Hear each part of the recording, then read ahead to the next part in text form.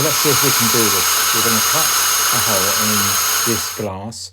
It's 4mm using a masonry drill, and I'm running at normal speed and pressing down reasonably hard, but not too hard, otherwise I will probably break it.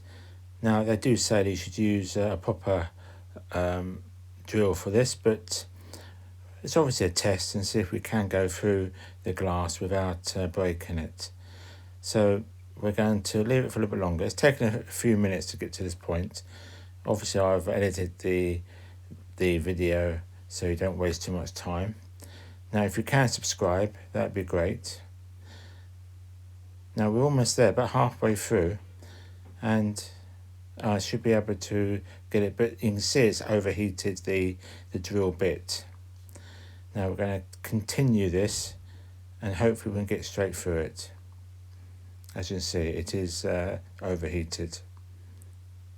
Oh, now unfortunately it did break, not as bad as the one before, but unfortunately it didn't go through.